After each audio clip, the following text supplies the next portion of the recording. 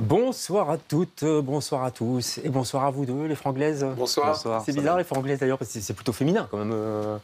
Oui, c'est le nom du spectacle. Mais... Oui, d'accord, moi j'ai envie de vous dire les franglaises, c'est sympa. On peut nous appeler les franglaises, c'est très Allez, bien. Yoni Dahan et Alex Deschamps, et puis vous êtes 12 sur scène, hein, donc là j'ai juste on va dire, la face immergée de l'iceberg, mais il y a tout le reste quand même. Exactement.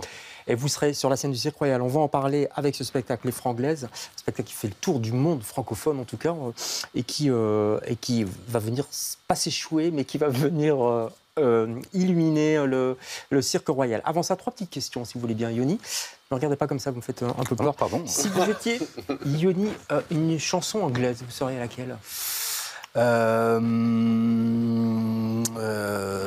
dur, hein ? Ouais.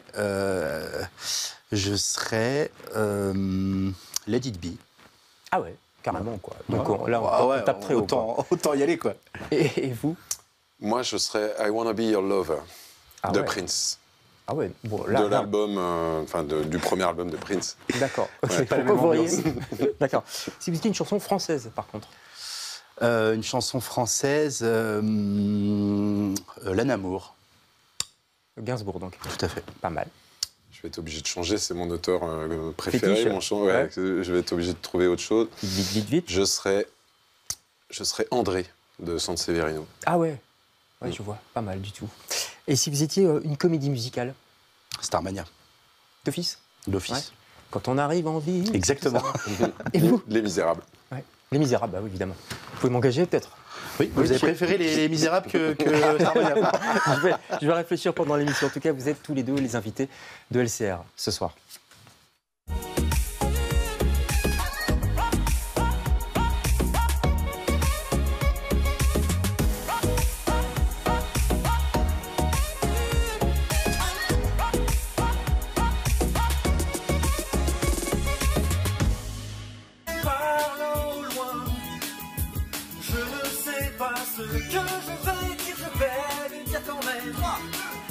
Aujourd'hui est un jour pour te trouver, répète après moi. Je t'ai dit ce que je veux vraiment. Donc dis-moi ce que tu veux vraiment. Dis-moi ce que je veux vraiment. Donc dis-moi ce que tu veux vraiment. Je veux vraiment. Zig. Si tu veux mon futur, oublie mon passé. Si tu veux sortir avec moi, vas-y le rapidement. Ne viens pas cacher mon précieux temps. Arrête la comédie. Maria, ça peut le faire.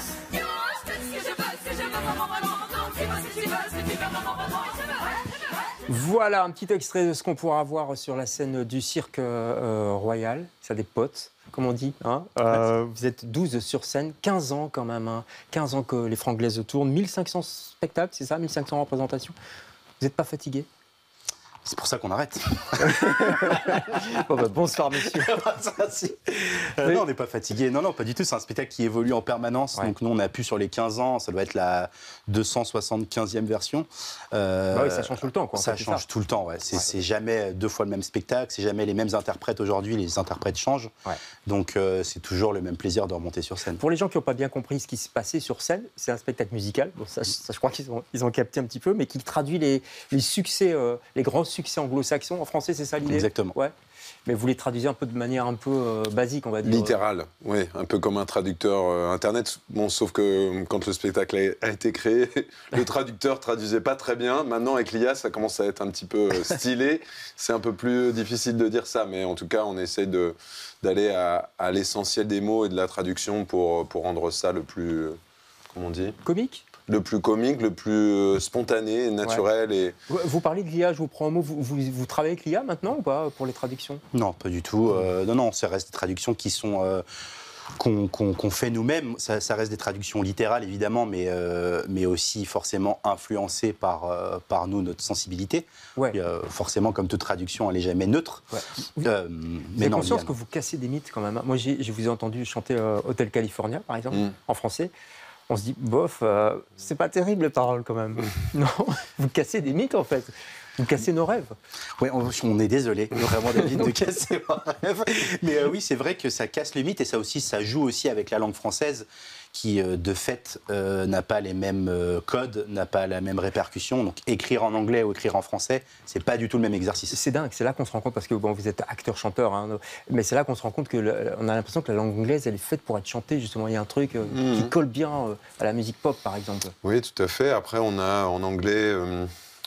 La langue anglaise, la chanson pop anglaise, on fait beaucoup sonner les voyelles, ce qui est relativement très difficile à faire en français. Là où nous, on va accentuer sur les consonnes et sur ce qui fait la force de notre langue aussi, ce qui n'est pas forcément toujours très musical, mais encore, j'ai envie de dire, tout dépend des goûts. Pourquoi les paroles des chansons anglo-saxonnes sont souvent simplistes quand même ? C'est la langue en elle-même est déjà plus réduite, plus condensée. Ouais, enfin Shakespeare, tout ça. Ouais, bien sûr. Mais il y a un côté plus brut, plus direct avec la langue anglaise. On le voit souvent quand on regarde des films traduits, doublés, sous-titrés. On voit très bien qu'il y a 8 manières. Eux vont dire quelque chose c'est vrai. D'une manière. Ouais. Et on voit qu'à la traduction, tiens, moi, je ne l'aurais pas traduit comme ça. Je ne l'aurais pas pensé comme ça.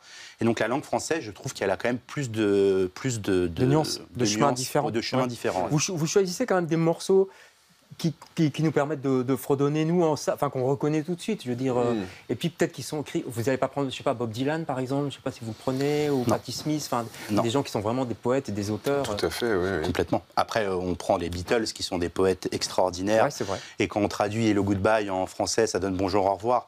C'est drôle de premier abord. C'est vrai. Mais ça reste quand même de la poésie. Enfin, on a aujourd'hui des Philippe Catherine, on en parlait tout à l'heure, des gens comme ça qui peuvent ramener de l'absurde ou quelque chose d'un peu plus moins concret, on va dire. Ouais. Et on voit que c'est d'une poésie dingue. Bien sûr. Donc nous, on en rigole et c'est notre axe à nous, mais on a un respect absolu et on a une conscience de la poésie quand même de ces gars-là. Ouais. Une question un peu chiante d'avocat, comme ça. Les droits, comment ça marche, les droits d'auteur Je pense que tu vas peut-être pouvoir... Oh là là, alors qui veut répondre Vous avez 4 procès. Alors nous, on est inscrit à la SACEM, effectivement, et on a le tampon de parodie. On parodie des textes, donc en tant que parodieur, ce sont nos textes. Ça devient nos textes à nous qui sont ça vous sauve. Ça nous sauve. On paye les droits sur la musique, bien sûr, mais les textes sont les nôtres. Ouais. Vous tournez dans, j'allais dire, le monde entier, en tout cas le monde francophone. Vous n'allez pas tourner aux États-Unis, évidemment, ou en Angleterre. C'est ça le principe. Vous allez en Suisse, en Belgique, en France. Oui, tout à fait. C'est pas arrivé, les États-Unis, je crois pas. Il y a eu l'Amérique du Nord avec le Québec, bien sûr. Oui, bien sûr, le festival Juste pour On a rire. joué à Londres. Hein. Il y a eu Londres il y a déjà quelques années. C'est étrange, ça. C'est très bien. Après, on joue pour des communautés françaises. Il y avait des Anglais dans la salle. C'est là où le spectacle est cool, et pas seulement sur la traduction, c'est qu'on voit juste des franchouillards prendre en main Billie Jean, et ça les fait marrer de voir de quelle manière nous on le fait aussi dans l'autre sens. Et après aussi, on fait... Pas dans le spectacle, on fait non, je ne regrette rien d'Edith Piaf en anglais. D'accord. Qui montre aussi comment, dans l'autre sens, ça joue sur d'autres. Okay. No sing, no, I don't regret sing. avec le R qui roule. Ah, c'est génial. C'est interprété par une femme, bien évidemment, avec plus de grâce que ma voix. Vous êtes très bien, Alex. Ne rougissez pas. On va voir ce qui se passe aussi dans la salle, parce que ça bouge bien. C'est un spectacle, je veux dire, interactif, quoi. On va voir quelques images qui ont été tournées à Bobino. C'était en 2024, ça remonte déjà. Et c'est un peu ce qu'on pourra vivre aussi au Royal. Regardez. Je suis très enthousiaste, mais je ne peux pas gâcher. Je crois que je vais perdre le contrôle et je crois que j'aime ça. Je suis très enthousiaste. Oui, absolument, des réactions pour le moins extrêmes à la sortie du spectacle Les Franglaises, nouvelle version. Les 12 interprètes se sont mis à traduire en français les chansons anglophones. Je peux plus m'arrêter d'applaudir. C'était super. Événement, Les Franglaises, le spectacle le plus drôle de la francophonie. Je possède mal. Savez-vous vraiment ce que vous chantez? Ils tapaient dans les mains, et nous, on faisait On fait des traductions. Absolument, des traductions de l'anglais au français. Mais c'est pas possible de faire ça devant des gens. Si, Et c'est sur scène, À Bobino, du 26 septembre au 3 novembre, pour une ultime et dernière saison. Je suis très enthousiaste. Incroyable. C'était qui était tout nu là? C'était vous Merci. C'est passé très vite. Hein. On va se le refaire en Non, replay. au ralenti. Non, c'était pas moi. D'accord. Je n'en dirai pas plus. On ira voir aussi, incroyable. On mènera l'enquête. Il y a une phrase ici dans la bande-annonce qui est très juste, c'est on ne sait pas ce qu'on chante en fait. C'est ça le truc. On chante, je sais pas, les karaokés ça marche très bien, mais on ne sait pas ce qu'on chante, on ne sait pas le sens de ce qu'on chante. C'est vrai que nous, on a tendance à fredonner. Enfin, je veux dire, je parle pas pour les Belges parce que je connais pas très bien comment ça se passe en Belgique, Ouais, c'est mais pareil, en tout cas, en France, on s'amuse très vite à fredonner des airs, à faire un petit peu du yaourt. On n'est pas des très très bons pour la majorité d'entre nous. Ça, c'est surtout en France, si je puis me permettre.